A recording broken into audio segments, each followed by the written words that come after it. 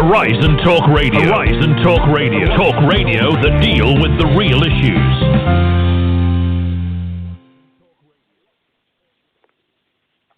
You're listening to the Andy Peter Show every Monday, Wednesday, and Saturday at 8 p.m. GMT and 3 p.m. Eastern Standard Time. Yeah, very warm welcome. It's Andy Peter back again on the regular free weekly slots. We'll pump the website later on, but it's horizontalkradio.wordpress.com. Tonight's guest, we've got Len Lawrence. Len Lawrence, poison pilot. If you remember, he got poisoned while he was working and led to a very long-running court protection case. And now we're promoting judgesbehavingbadlyblog.wordpress.com. That's judgesbehavingbadlyblog.wordpress.com. Ben, good evening. Hello, Andy. It's been a while. Yes, but since I last spoke to you quite some time ago, a lot of progress has been made. A lot of people have come forward, and most of the parts of the puzzle have now taken place, and we have a much greater understanding what occurred to myself, but also what's been occurring in the family courts and to a degree in the court of protection.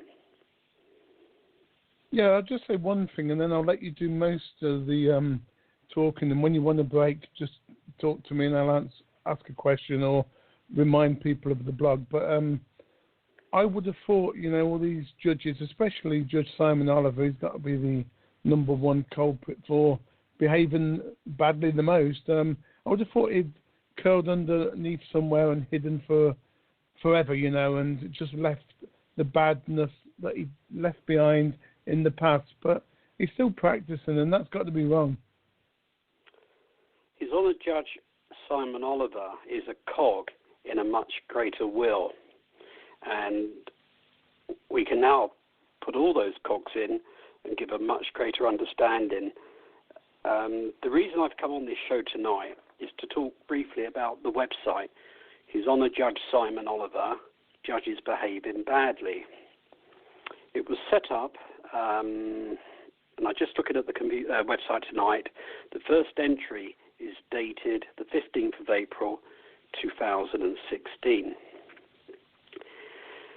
Now, a trainee cardiac technician, I understand, was a whistleblower, Mr. Javed Sheikh. And like all whistleblowers, including myself, he's paid a very high price for that whistleblowing. And he's recently put up on his site, on the site, it's not his, it belongs to someone else, I understand, what actually happened to him.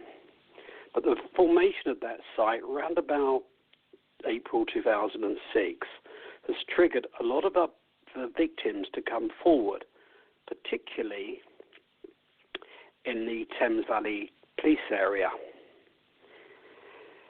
Now, Simon Oliver was appointed designated family judge at Reading County Court around 2011, and he stayed there till around 2017 when he was moved to the Central London Family Courts in Holborn.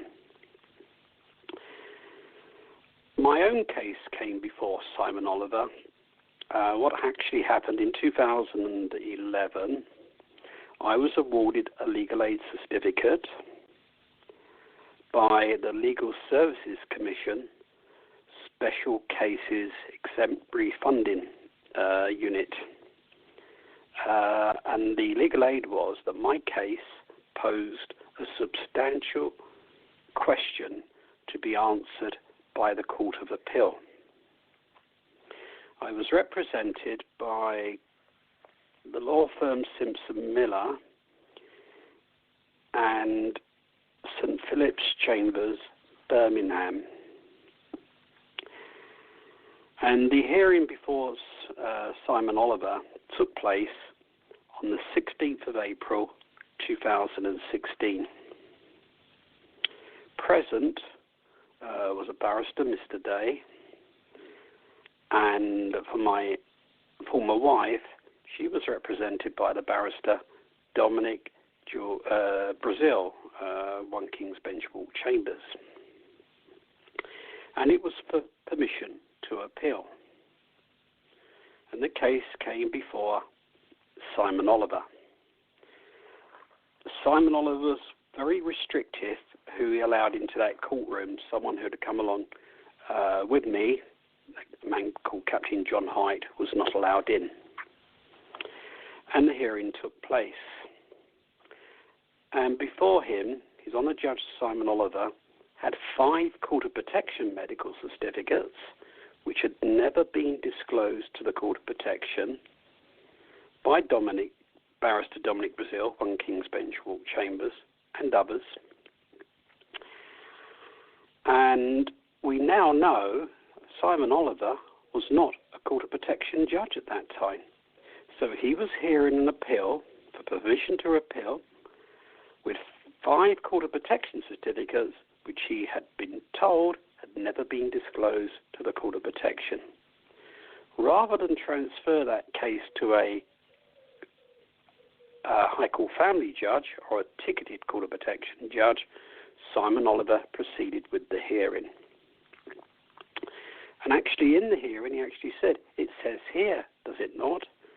It has to go to the Court of Protection. And the barrister replied, yes.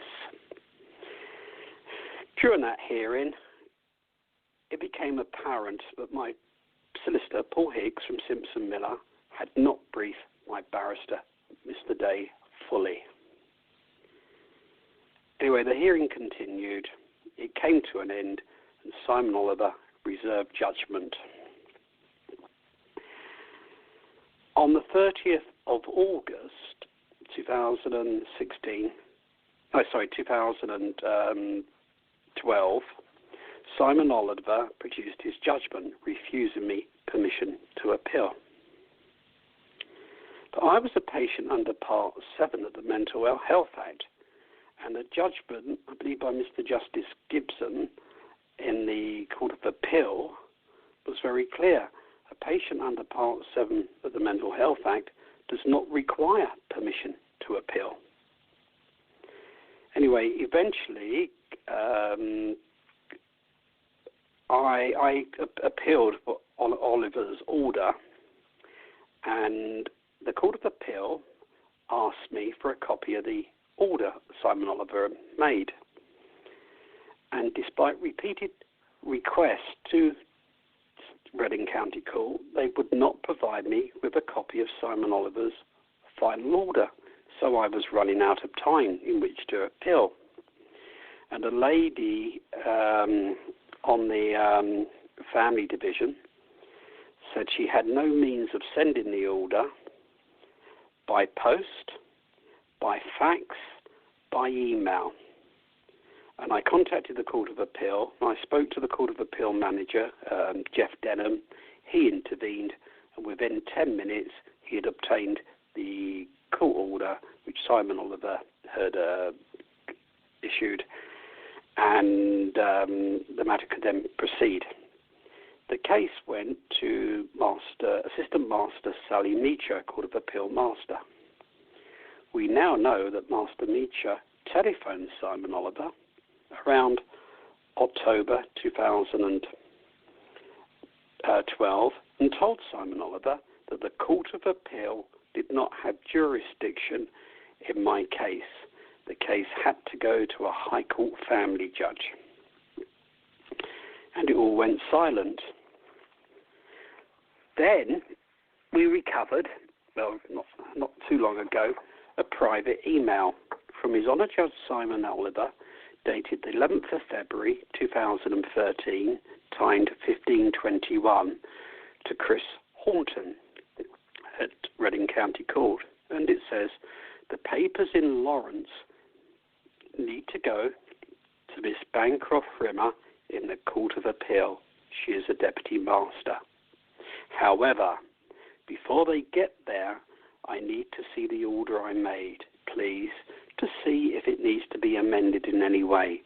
I will also need to make an order retransferring it to the Court of Appeal. Many thanks, Simon Oliver, Designated Family Judge, Reading County Court.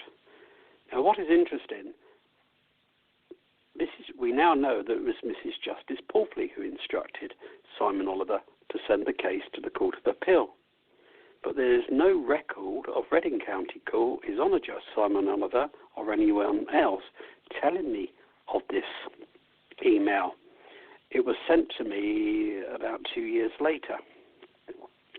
But what Simon did, he actually printed off 2 copies of his email, and on one of the emails he wrote in red ink to Master Bancroft Rimmer that the appeal was to fail. And someone in the Court of Appeal decided it would be in my interest to have a copy of that email. And I now have it. If you view the website, His Honour Judge Simon Oliver, Judges Behaving Badly, you will see that email towards the top of the page.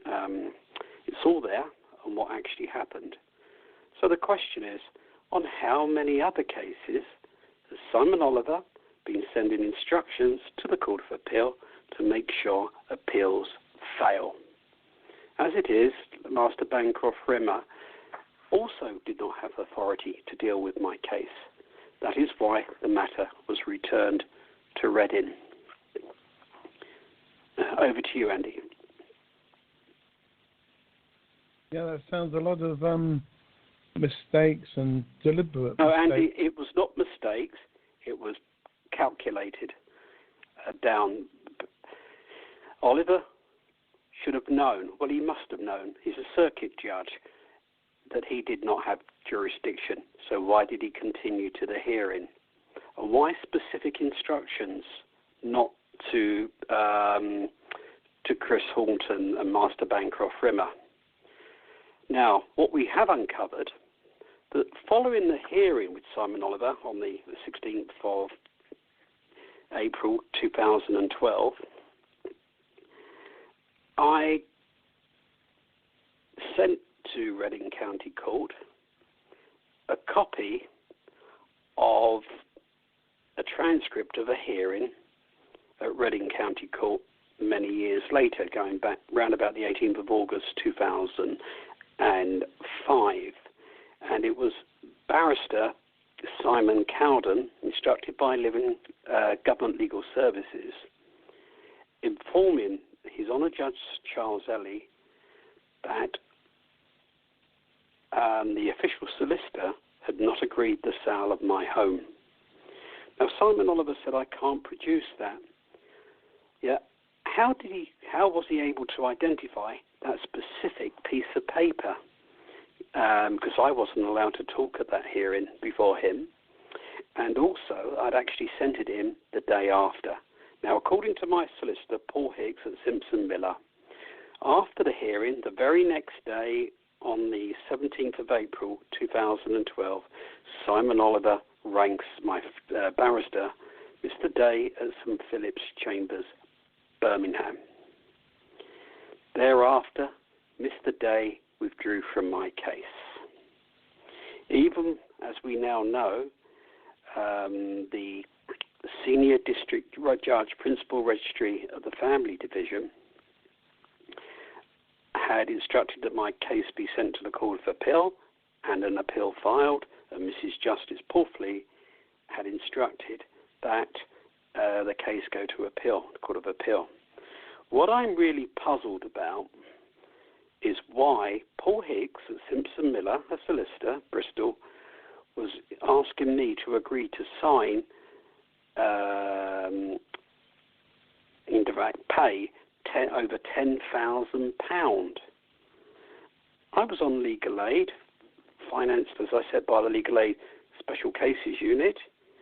I couldn't afford any money, and yet I was being asked to pay Dominic Brazil, 1 King's Bench Walk, £10,000, and monies to the law firm BP Collins. What is interesting, on the 9th of September 2010, the head of 1 King's Bench Walk Chambers, Richard Ainley QC, who's a Deputy High Court judge, intervened, and he questioned Barrister Dominic Brazil, who was a member of his chambers. And I'll read an extract from it. He said, "At the hearing, Nicholas Allen, counsel, who represented you, instructed by the official solicitor, Mr. Brazil assures me that District Judge Fortgang was completely aware that you were a patient and subject to the Court of Protection. In any event, this would have been brought to his attention by Mr. Allen." In fact, Mr. Allen did bring it to District Judge Fortgang's attention. Very specifically, he produced a sworn statement by the then official solicitor, Lawrence Court, saying that my house had been sold without permission and I was a patient under Part 7 of the Mental Health Act. But Fortgang disregarded all of that. In fact, on the 4th of August 2005, I'd made an application to get rid of the official solicitor. The hearing was before District Judge Fortgang. Present was Barrister Dominic Brazil, Barrister Nicholas Allen, QC, Helen Cliff, Solicitor Helen Cliff from the Official Solicitor's Office, Sarah Benfield, a Reading solicitor, my ex-wife, and a man by the name of Mr. Edmonds, who had come to assist me. Fortgang then conducts a Court of Protection hearing. It lasted 5 minutes, and the hearing related to was Mr. Edmonds, Mr. Wilson, and Dr. McGee, and Dr. Murray, suitable people to care for me, and Fortgang was asking what experience they had in the Court of Protection. But Fortgang wasn't a Court of Protection judge. He had no authority to conduct that hearing. The hearing lasted about 5 minutes, and at the end of that hearing, District Judge Fortgang placed upon me a £10,000 cost order. £10,000 for literally a 5-minute, 6-minute hearing. These are the type of fees that are being charged against people who are given vulnerable status.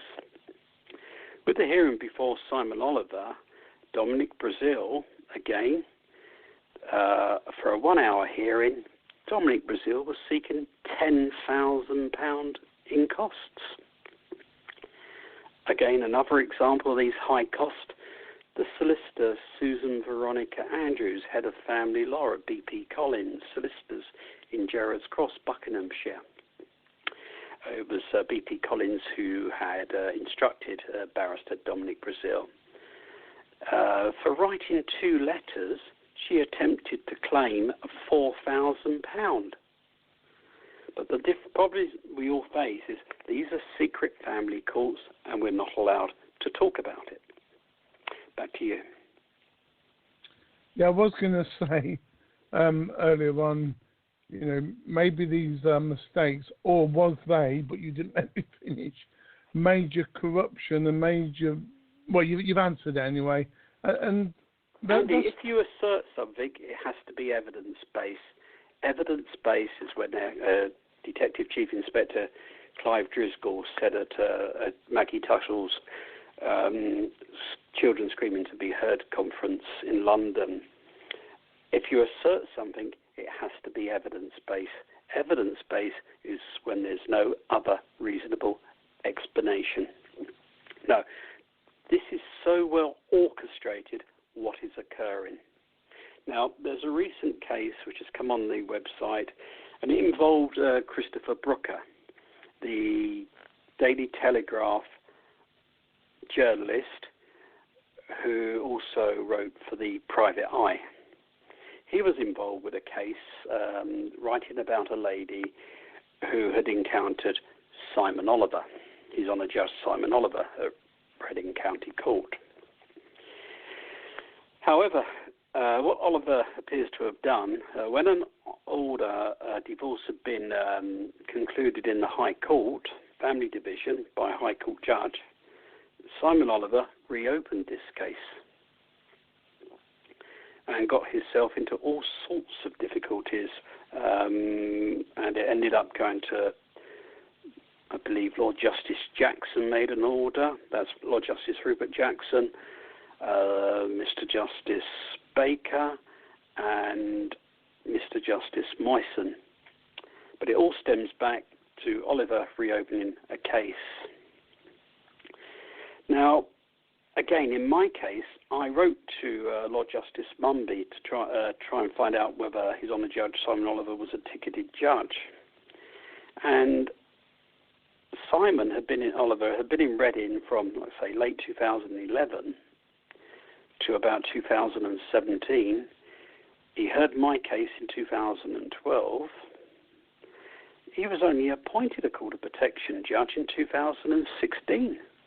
So why has he been allowed by the Office of Judicial Complaints and the Judicial Ombudsman and others to conduct these hearings when he wasn't authorised?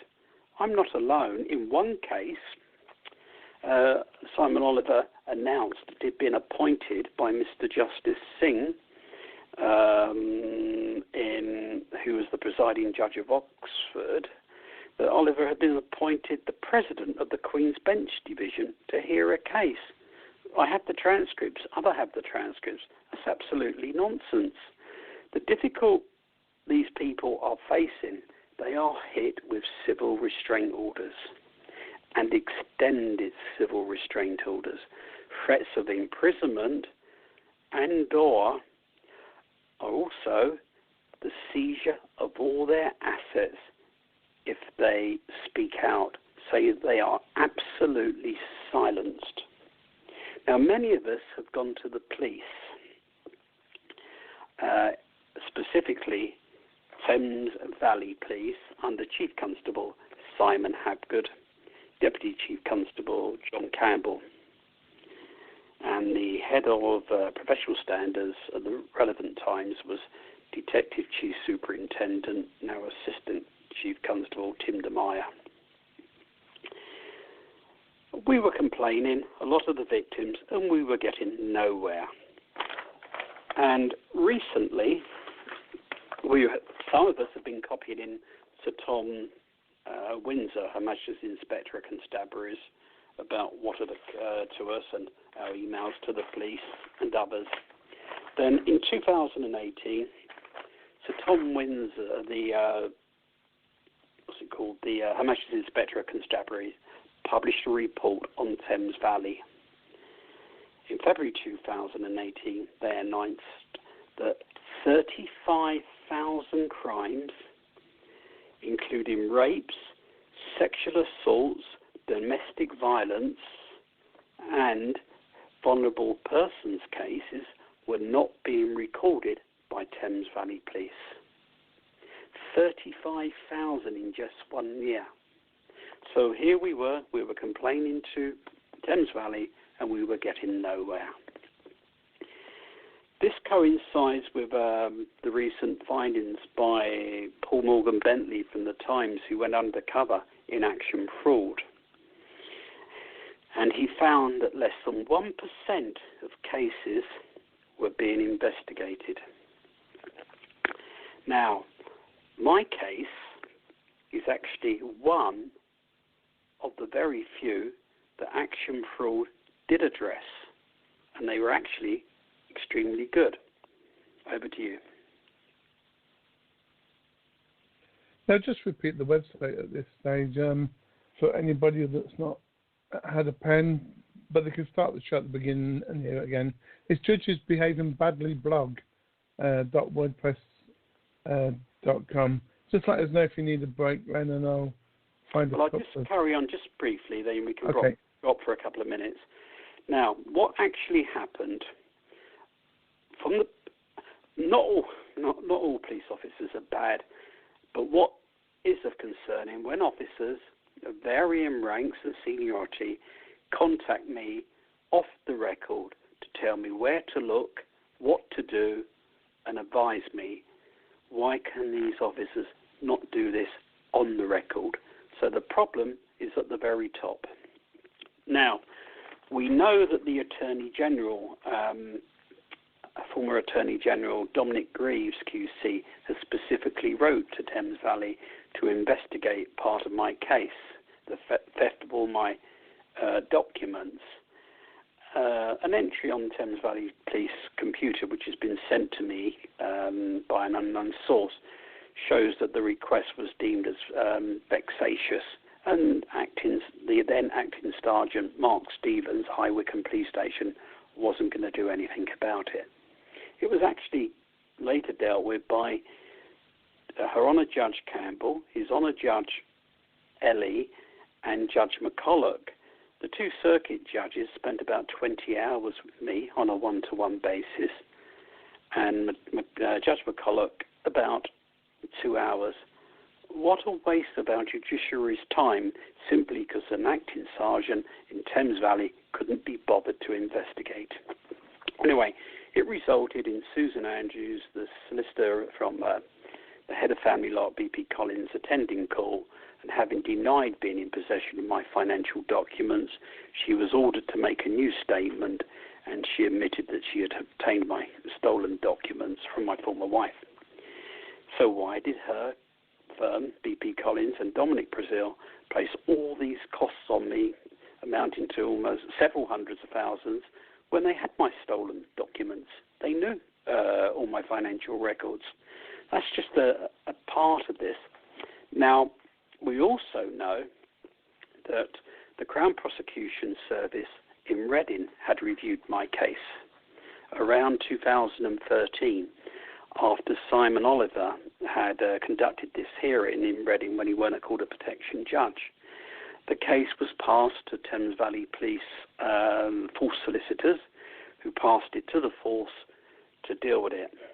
The case was passed then to Devon and Cornwall Police, and a WPC called Emma Pagg, her now married name is Sergeant Emma Story Barrett, was tasked to come out and see me.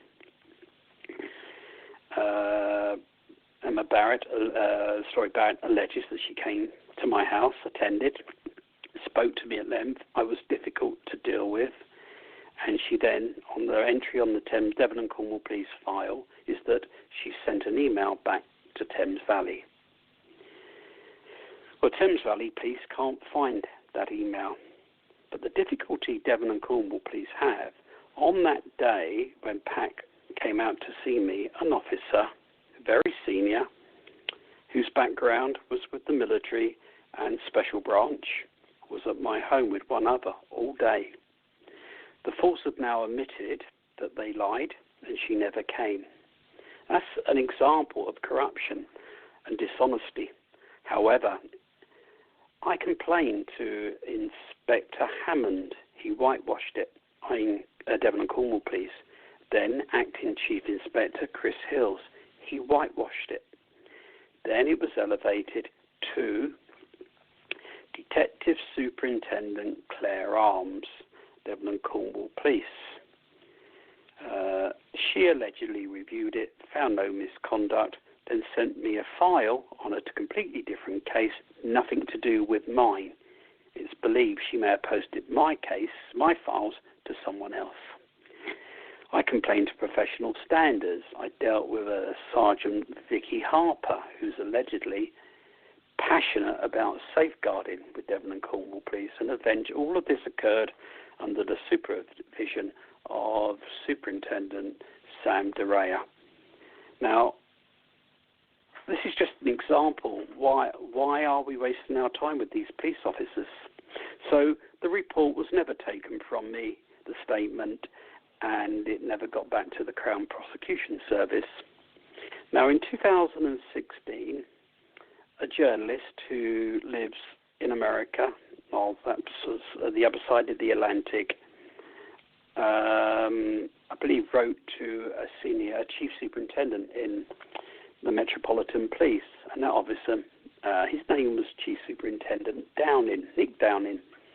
His speciality was fraud, and Nick Downing was very helpful, and he directed me to Action Fraud in around 2016, and the matter was then dealt with by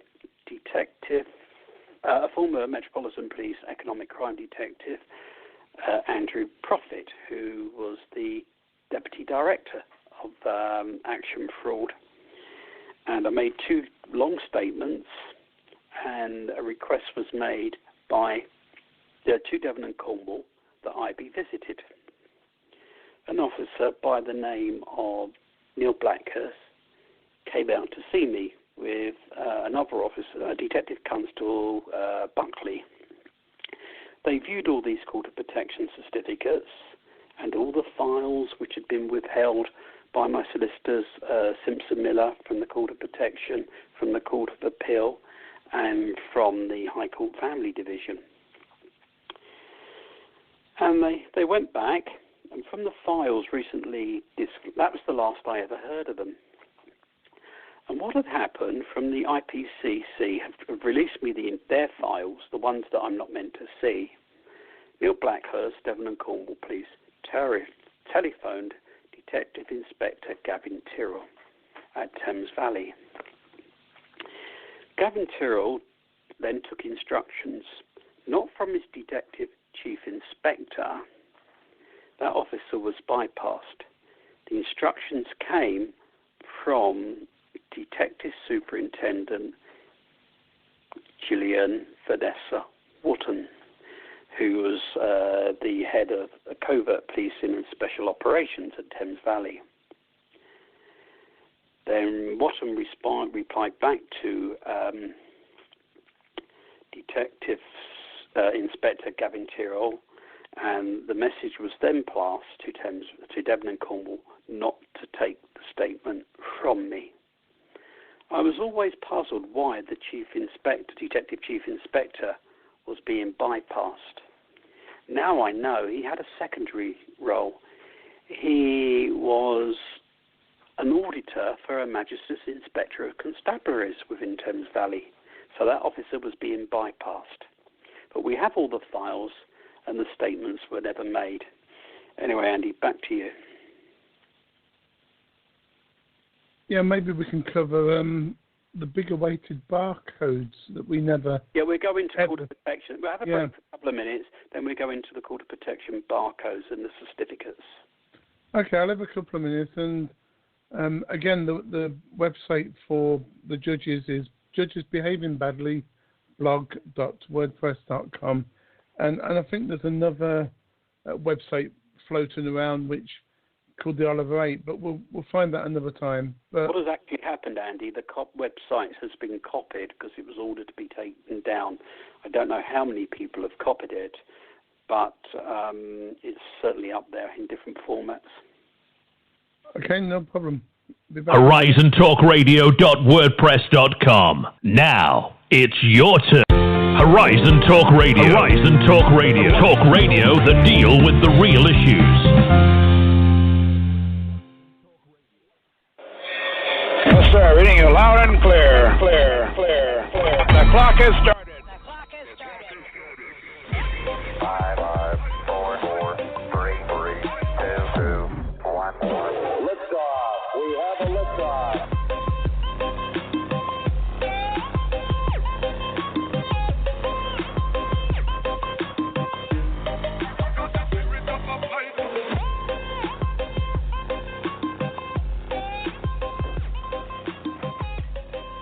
You're listening to The Andy Peter Show every Monday, Wednesday, and Saturday at 8 p.m. GMT and 3 p.m. Eastern Standard Time.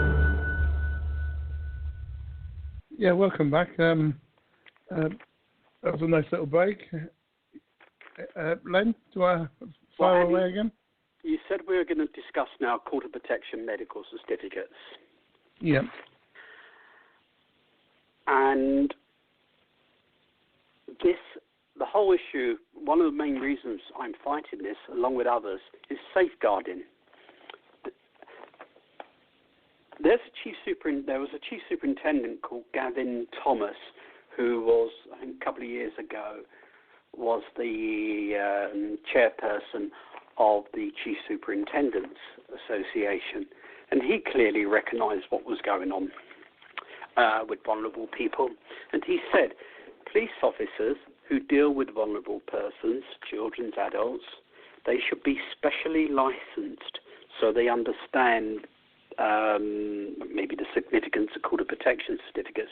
Like you're specially licensed when you have the police dog, you have to be assessed and the dog every so often to make sure you're up to scratch. Likewise, when you drive a high pursuit vehicle. But with regarding police officers who deal with vulnerable persons, there was no such legislation in force. And I spoke to the College of Policing, and despite repeated requests, no progress has been made in implementing what Chief Superintendent Gavin Thomas had recommended. Now, the Court of Protection certificates. The law firm BP Collins Solicitors, and particular a solicitor at the time, Graham Stewart Fraser, who's now a partner in the law firm ODR, I think Stock Denton in London, and the barrister Dominic George Thomas Brazil from 1 King's Bench Walk, were able in 2004, November 2004, had me certified under the Mental Health Act, Part 7 of the Mental Health Act, without a medical, by a private psychiatrist called Dr. Jeremy Royds from Signet Healthcare, Godden Green, when NHS consultant psychiatrists and general practitioners, about 4 of them I think, had said my cognition was grossly intact.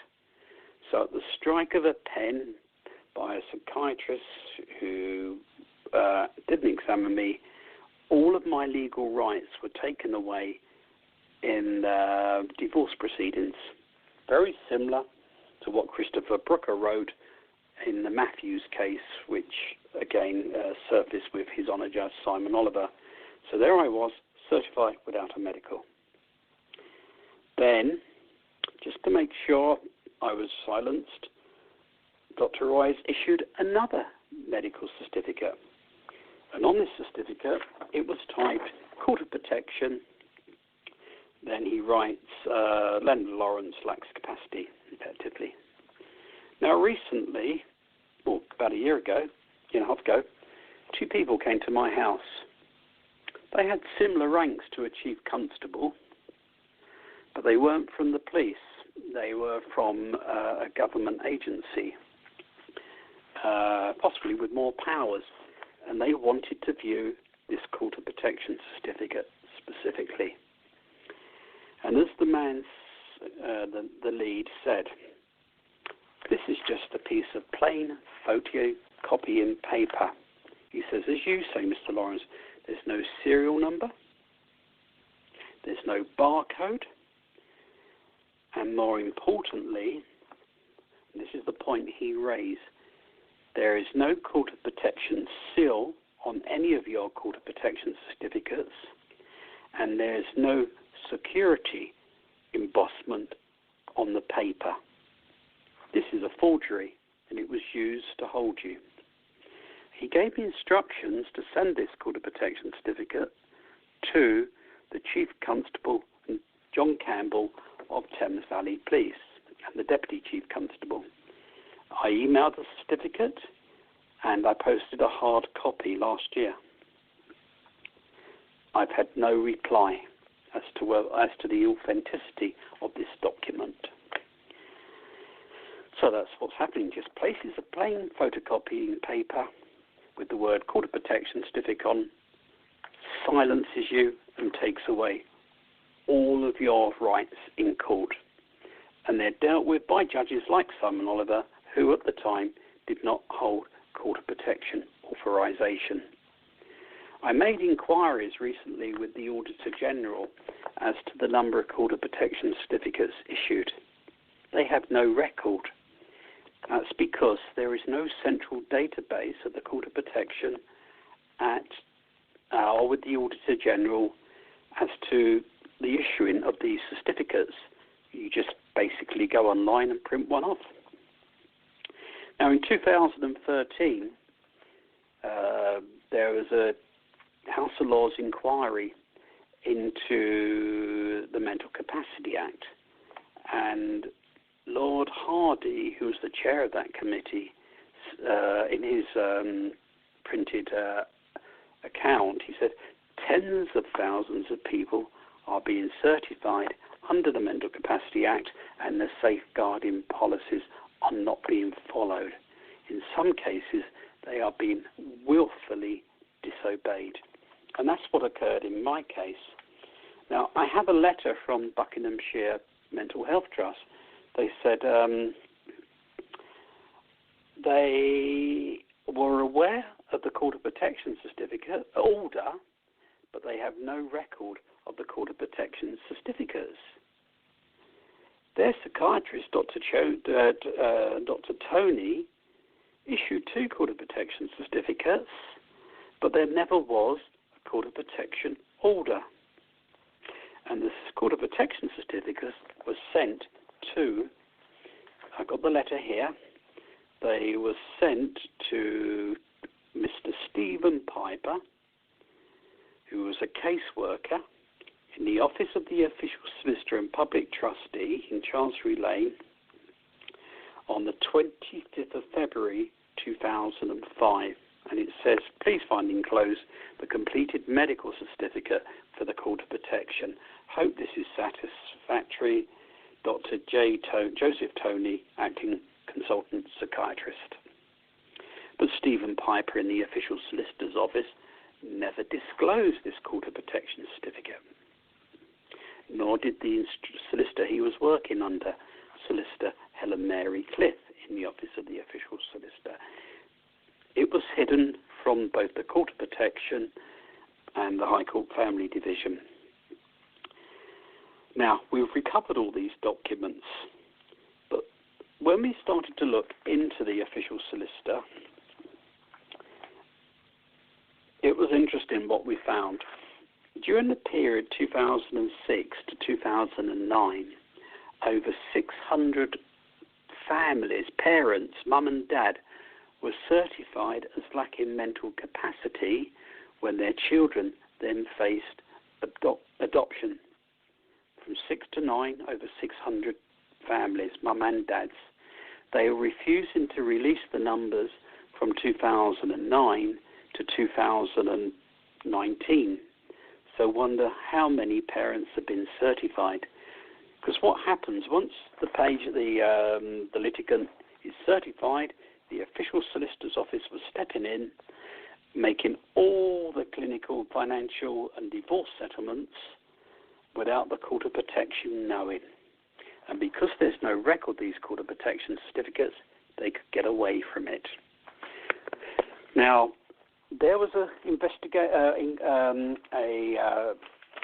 inquiry and a hearing by the Bar Standards Board into my case, an inquiry. And Dr. Vanessa Davis was then the director of the Bar Standards Board. And she was advised by Jane Rawson from the former chambers of Mr. Justice Cohen. And the hearing took place. Then there was a number of the judges recused themselves from this hearing. And I didn't understand why. One of the people who recused and wouldn't be a part of this Bar Standards Board review of my case was Sue Carr QC.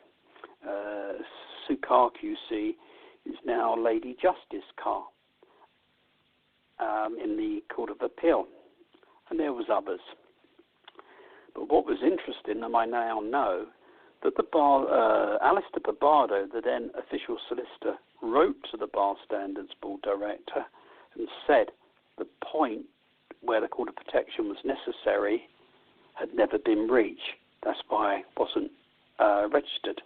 We also know that May Morn, the deputy official solicitor, had written to the Law Society and advised them the same, that the point where the Court of Protection was had to be invoked but never been reached. They both lied, Andy. And I had a letter from Dr. Davis, the director of the Bar Standards Board, and as she said, it was very clear in the information you've now recovered. The Court of Protection was necessary. So one only wonders what has been going in this official solicitor's office over all these years. You could be opening thousands of cases. Anyway, we now have got to the stage, we know what's happening, and where do we go from here? Well, certainly safeguarding in this country is almost non-existent. The police officers who, I've had released lots of documents, and one of the most interesting one, I did a freedom subject access request against with Thames Valley Police last August, and within 4 weeks they had released to me their documents. It had been heavily redacted. A lot of things were covered out, but they made one mistake. In 2016, around 2016, there was a returnal review into my case by Detective Inspector Nicholas Watts at Reading CID. And what Nicholas Watts had found, that the law firm BP Collins Solicitors had been certified as lacking mental capacity by Dr. Majera by Signet Healthcare, Godden Green, and under Part 7 of the Mental Health Act, and therefore I was a patient and subject to the Court of Protection. What is interesting, Gavin Tyrrell had actually written to me denying that they'd found anything. He omitted, and so did his senior officers. They omitted to tell me the findings of Nicholas Watts. I had that document. And thereafter, I did a subject access request to Devon and Cornwall Police. It was taken almost 6 months with Devon and Cornwall Police for them to give me the disclosure of their documents. We're still going through those files, and obviously once I find out what's actually been written, I will come back to you. But it did take some encouragement from the Right Honourable Geoffrey Cox QC, the then Attorney General. Now, I had 2 letters, Andy. One from Martin John, who was, this is going back to 2011, and one from his compliance and regulatory, Keith Watts, the compliance and regulatory manager of the Court of the Public Guardian Office. And what had happened, an MP had referred my case to the Secretary of State for Justice, the Right Honourable Jack Straw.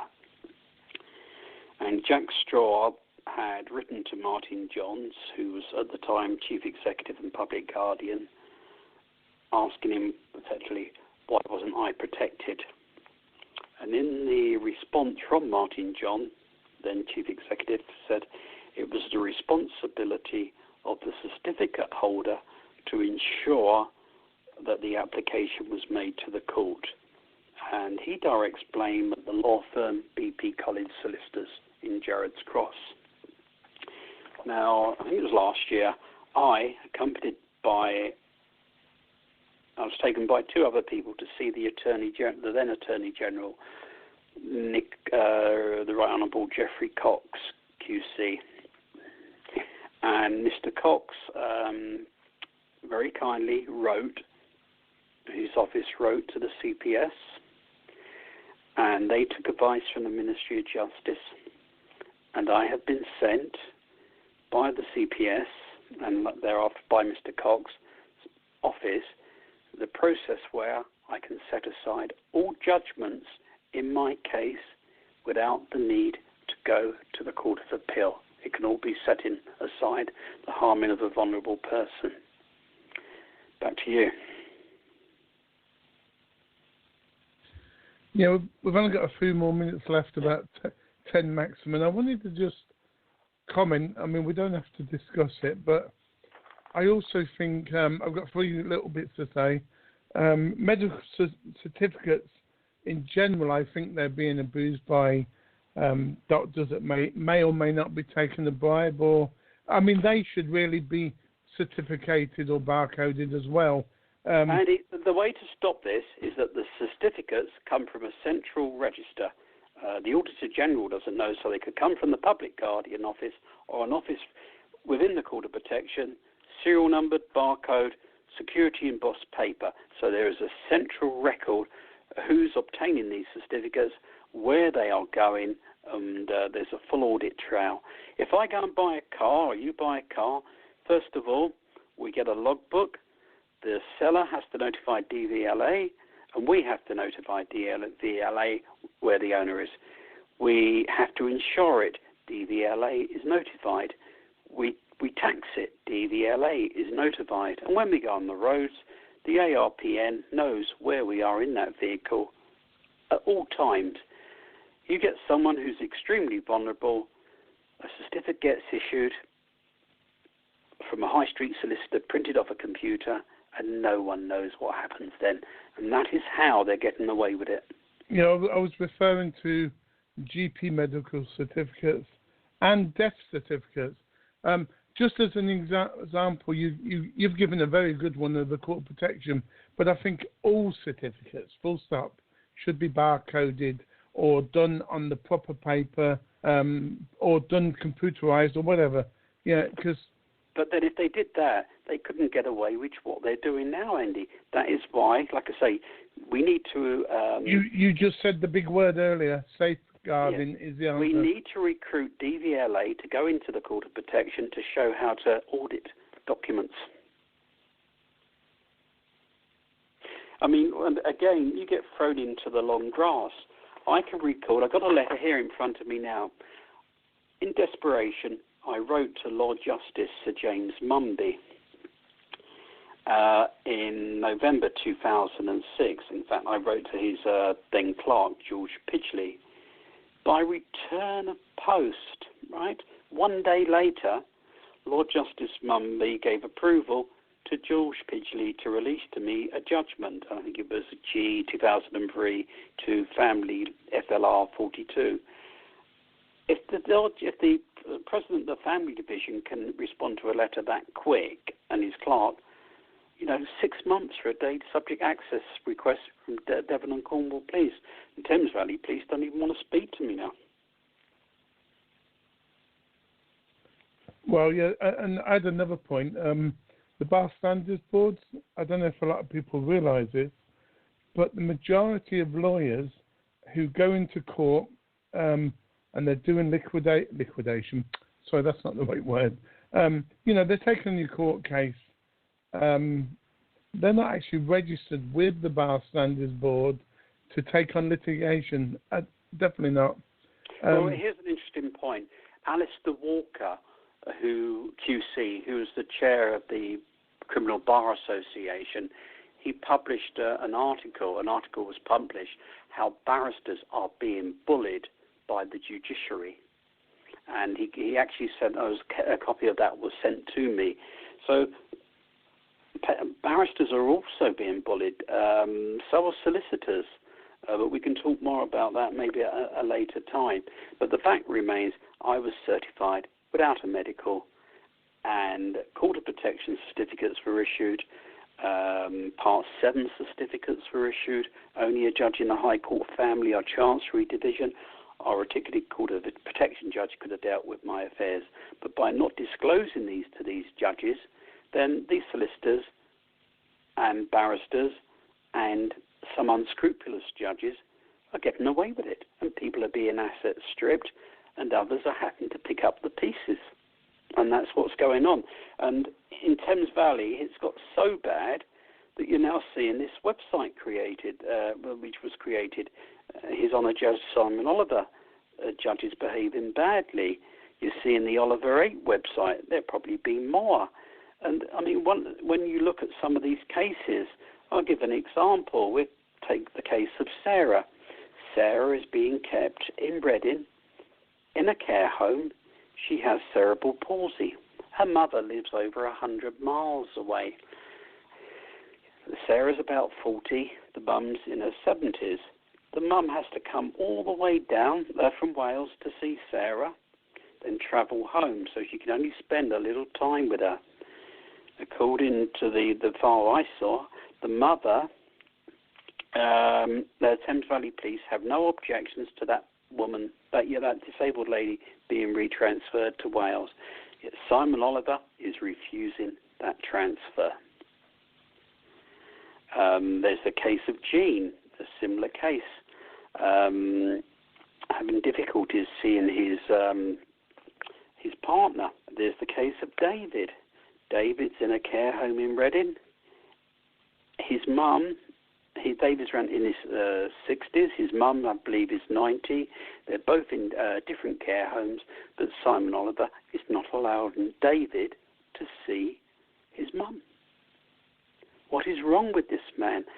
Now, Simon, to give me his correct title, he's presently the Provincial Grand Orator of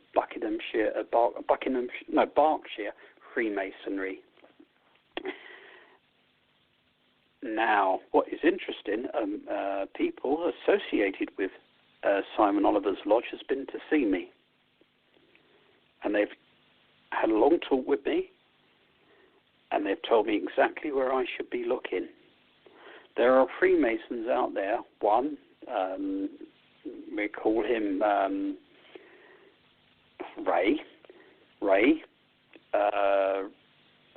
is a Freemason. He wrote to David Staples, the Grand Secretary of English Freemasonry, to draw what's been occurring with Simon Oliver to the Freemasons' Grand Lodge in London's attention.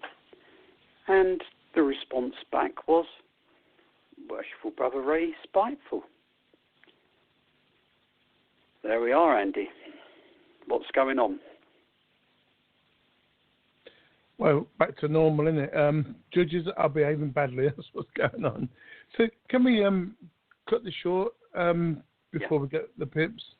And I'd like to thank everyone for listening. And here's my website, and then I'll be back in the future, and I'll put all the links to the websites underneath the YouTube video. HorizonTalkRadio.wordpress.com. Now it's your turn.